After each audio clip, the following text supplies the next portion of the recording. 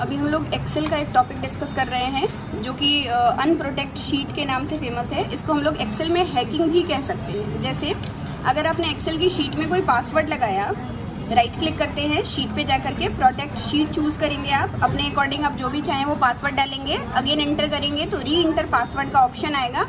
आप री इंटर करोगे पासवर्ड, देन एंटर कर दिया। आप इस शीट पे किसी तरीके का कोई चेंजेस नहीं कर सकते, आप कुछ भी लिख नहीं पाओगे। रीजन क्योंकि आपने शीट को प्रोटेक्ट कर दिया।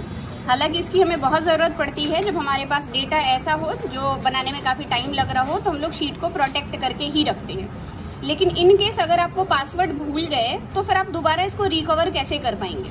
तो पहले मैं इसका स्टेप बताने से पहले इस फाइल को कहीं सेफली एक जगह पे सेव कर लेते हैं।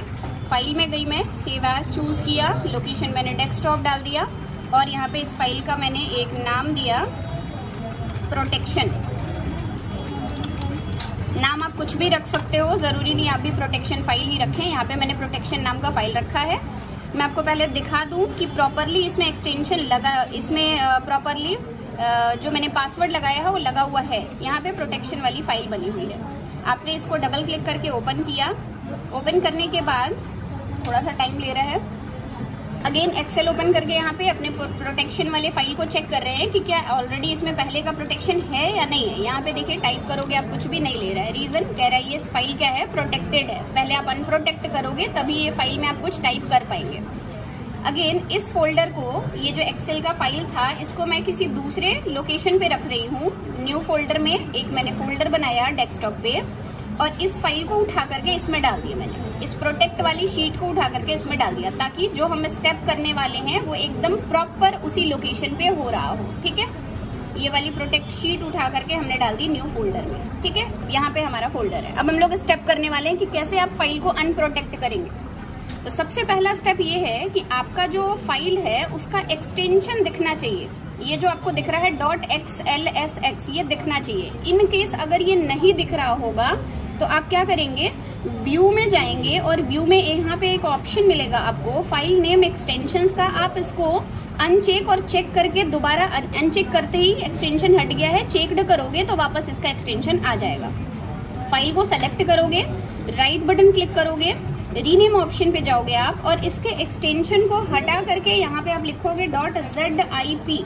एंटर किया मैंने, ये जिप में कन्वर्ट हो गया। अब ये नॉर्मल एक्सेल का फाइल नहीं रहा, अब ये जिप फाइल है। सेलेक्ट करोगे दोबारा फाइल को, राइट क्लिक करोगे, फिर यहाँ पे आपको एक्सट्रैक्ट नाम से कई फाइल्स मिलेंगे।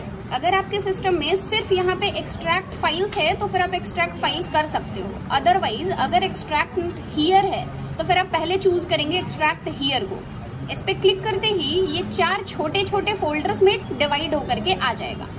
उन चार छोटे छोटे फोल्डर्स में से आपको चूज करना है एक्सएल वाला फोल्डर।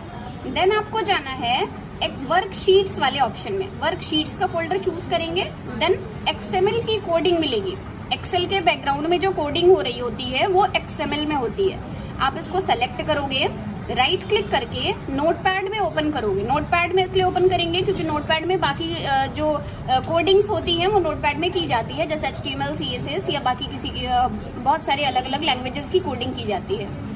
ये जो नोटपैड प्लस में ओपन होके आया है ये आपके XML की कोडिंग है। किसके लिए? एक्सेल के लिए। यहाँ पे देखिए जो भी आपने उस शीट पर करा हुआ था, जो टास्क परफॉर्म किया था वो प्रॉपर दिख रहा है। इसमें से मुझे ढूंढना है प्रोटेक्शन कि मैंने कहाँ पे प्रोटेक्शन लगाया हुआ था। तो प्रोटेक्शन को ढूंढने के लिए हम लोग एक शॉर्टकट की यूज कर लेंगे, Ctrl+F। Ctrl+F करते ही फाइल का प्रोटेक्शन यहाँ पे डायलॉग बॉक्स खुल गया। आप यहाँ पे टाइप कर लोगे प्रोटेक्शन और फाइंड नेक्स्ट पे क्लिक करोगे। जैसे ही फाइंड नेक्स्ट करोगे तो एक्सेल की शीट में ये आपके कोडिंग वाली फाइल पे जहाँ पे भी प्रोटेक्शन होगा उसको ये हाईलाइट करके दे देगा। अब आपको इसकी कोडिंग में से XML की कोडिंग शीट प्रोटेक्शन के ओपनिंग टैग से लेकर के इसके क्लोजिंग टैग तक को डिलीट करना है। एकदम प्रॉपर, सिर्फ ओपनिंग टैग से क्लोजिंग तक ही डिलीट होना चाहिए।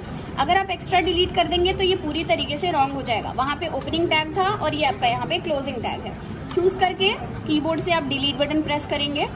वापस आप 1-2 बार Ctrl+S कर लेंगे ताकि जो कोडिंग बची हुई है वो एग्जैक्टली सेव रहे। देन हम लोग इसको क्लोज कर देंगे। 2 स्टेप बैक जाएंगे यहाँ से। पहले स्टेप जब बैक जाएंगे तो हम लोग वर्कशीट्स वाले फोल्डर पे पहुंचेंगे। दोबारा जब बैक जाएंगे तो हम लोग आ जाएंगे वापस से उस फोल्डर में जहाँ पे चारों फाइल्स जिप्ड होकर के आई थी। यहाँ से हमें वो चारों फाइल्स दोबारा सेलेक्ट करनी है, राइट क्लिक करना है, राइट क्लिक करने के बाद सेंड टू ऑप्शन पे जब आप जाओगे तो एक ऑप्शन मिलेगा कंप्रेस्ड जिप्ड फोल्डर। यहाँ पे आपको लेफ्ट बटन क्लिक करना है। क्लिक करने के बाद ये फाइल वापस से जिप्ड होकर के आ गई है। मैंने इसको नाम एक्सटेंशन इसका बदल के रख दिया XLSX और एंटर किया। अब यहाँ पे ये जो एक्सेल की फाइल दिख रही है ये वापस रिकवर्ड हो गई है। आप इसका एक्सटेंशन चाहो तो बदल सकते हो, इसका नाम भी चाहो तो बदल सकते हो। रीनेम करके मैंने इसका नाम दे दिया हेलो। अब इसकी फाइल को ओपन करके देख लेते हैं। इस वे से नहीं ओपन करेंगे, एक्सेल खोल के तब जाके ये फोल्डर ओपन कर लेंगे। यहाँ से मैंने एक्सेल सर्च कर लिया, एक्सेल के फोल्डर में चलते हैं। हेलो वाली फाइल जो हमारी रिकवर्ड होके आई है, डेस्कटॉप चूज कर लेते हैं पहले। यहाँ से फाइल वापस ओपन, देन डेस्कटॉप का लोकेशन ले लेते हैं जहाँ पे हमारा फोल्डर बना हुआ था डेस्कटॉप पे प्रोटेक्ट न्यू फोल्डर का फाइल था जिसमें कि हेलो वाला हमारा फाइल अवेलेबल है। इसको डबल क्लिक किया मैंने, यहाँ पे ये फाइल ओपन हो गया। आप क्लिक करके चेक कर सकते हो ये अनप्रोटेक्ट हो चुका है। यहाँ पे देखिए वही फाइल है जो हेलो नाम से बनी हुई थी।